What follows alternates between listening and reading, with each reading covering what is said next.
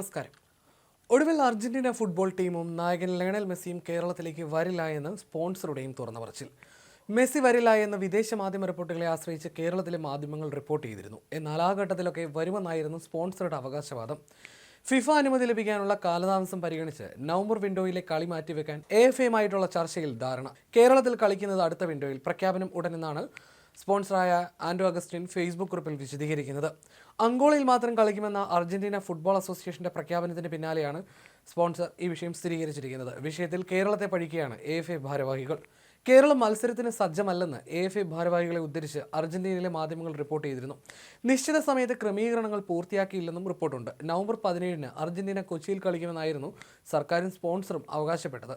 നേരത്തെ ലുവാണ്ടയിൽ അങ്കോളയ്ക്കെതിരായ അർജന്റീനയുടെ മത്സരത്തിന്റെ കാര്യത്തിൽ സ്ഥിരീകരണം വന്നിരുന്നു. എന്നാൽ ഇന്ത്യൻ പര്യടനം നടക്കാൻ സാധ്യതയില്ലെന്ന് നേരത്തെ തന്നെ റിപ്പോർട്ടുകൾ വന്നപ്പോഴെല്ലാം സ്പോൺസർമാർ അത് നിഷേധിക്കുകയായിരുന്നു. അർജന്റീന ടീമിന്റെയും മെസ്സിയുടെയും കേരള സന്ദർശനത്തിൽ സംസ്ഥാന സർക്കാരിനെതിരെ അർജന്റീന ഫുട്ബോൾ അസോസിയേഷൻ രംഗത്തെത്തിയതിന് പിന്നാലെ രാഷ്ട്രീയ വിവാദവും ഉടലെടുത്തിരുന്നു. പ്രതിപക്ഷം വിഷയം രാഷ്ട്രീയ ആയുധമാക്കി മാറ്റുകയും ചെയ്തിരുന്നു. അർജന്റീന ടീം കേരളത്തിലെത്തുമെന്നും 2 സൗഹൃദ മത്സരങ്ങൾ കളിക്കുമെന്നും കഴിഞ്ഞ വർഷം നവംബറിലാണ് മന്ത്രി V. അബ്ദുറഹ്മാൻ പ്രഖ്യാപിക്കുന്നത്. അതേസമയം അർജന്റീന ഫുട്ബോൾ ടീം കേരളത്തിലേക്ക് വരുന്ന കാര്യത്തിൽ ഒരു ആശയക്കുഴപ്പമില്ലെന്ന് വ്യവസായ വകുപ്പ് principal secretary APM Muhammad Hanish ഏതാനും ദിവസങ്ങൾക്ക് മുൻപ് അവകാശപ്പെടുകയും ചെയ്തിരുന്നു. വൈകാതെ ഔദ്യോഗിക പ്രഖ്യാപനം ഉണ്ടാകുമെന്നായിരുന്നു അദ്ദേഹം നിലപാട് വ്യക്തമാക്കിയത്.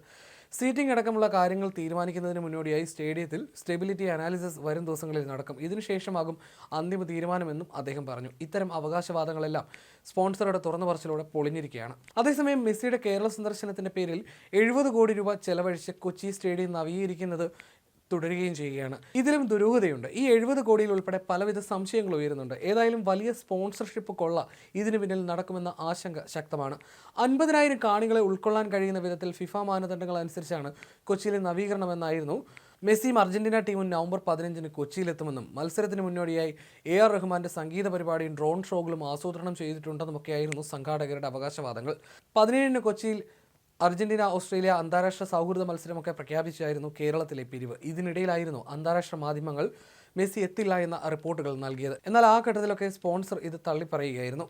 ഫിഫ വിൻഡോയിൽ വരുന്ന മത്സരങ്ങളുടെ ക്രമമനുസരിച്ച് നവംബർ മധ്യത്തിൽ അർജന്റീനിയൻ ദേശീയ ടീം കളിക്കുന്ന മത്സരങ്ങൾ കേരളത്തിലോ ഇന്ത്യയിലോ ഏഷ്യയിലോ പോലുമല്ല. അർജന്റീനിയൻ മാധ്യമമായ ലാൻ നാസിയോൺ റിപ്പോർട്ട് ചെയ്തതനുസരിച്ച് നവംബർ 11 മുതൽ 19 വരെയുള്ള ഫിഫ വിൻഡോയിൽ അർജന്റീന സൗഹൃദ മത്സരങ്ങൾ കളിക്കുന്നത് അങ്കോളയിലാണ്. ഇതിനു പുറമെ അർജന്റീനയുടെ ഷെഡ്യൂളിൽ ചിലി, ഉറുഗ്വേ ടീമുകൾക്കെതിരായ ലോകകപ്പ് യോഗ്യതാ മത്സരങ്ങളും ഉൾപ്പെടുന്നു. ഇന്ത്യ സന്ദർശനമോ ഓസ്ട്രേലിയയുമായിട്ടുള്ള മത്സരമോ എവിടെയും പരാമർശിക്കപ്പെട്ടിരുന്നില്ല. നേരത്തെ അർജന്റീനിയൻ പ്രതിനിധികൾ സ്റ്റേഡിയം പരിശോധിക്കാൻ കൊച്ചിയിലെത്തിയിരുന്നു. ലയണൽ മെസ്സി ഉൾപ്പെടുന്ന ലോകകപ്പ് ജേതാക്കളായ അർജന്റീന ടീം കേരളത്തിൽ സൗഹൃദ മത്സരം കളിക്കാനെത്തുമെന്ന വാർത്തകൾ സംസ്ഥാനത്തെ ഫുട്ബോൾ പ്രേമികൾക്ക് വലിയ ആവേശമായിരുന്നു. ഇതിനായി സംസ്ഥാന സർക്കാർ വലിയ പരിശ്രമവും നടത്തുന്നുണ്ടെന്നും റിപ്പോർട്ടുകളുണ്ടായിരുന്നു. ഇതിനിടയിലാണ് നവംബറിൽ ഇന്ത്യയിൽ പര്യടനം നടത്താനുള്ള ആലോചനകൾ പരാജയപ്പെട്ടെന്ന് അർജന്റീനയിലെ പ്രമുഖ മാധ്യമങ്ങൾ റിപ്പോർട്ട് ചെയ്യുന്നത്. ഇതാണ് സ്പോൺസറും ഇപ്പോൾ തുറന്ന് സമ്മതിക്കുന്നത്. കൊച്ചിയിലെ ജവഹർലാൽ നെഹ്റു അന്താരാഷ്ട്ര സ്റ്റേഡിയത്തിൽ പരിശോധന നടത്തിയ അർജന്റീനിയൻ പ്രതിനിധികൾ ഇവിടുത്തെ സൗകര്യങ്ങളിൽ തൃപ്തരല്ലെന്ന സൂചനയും പുറത്തു വന്നിരുന്നു.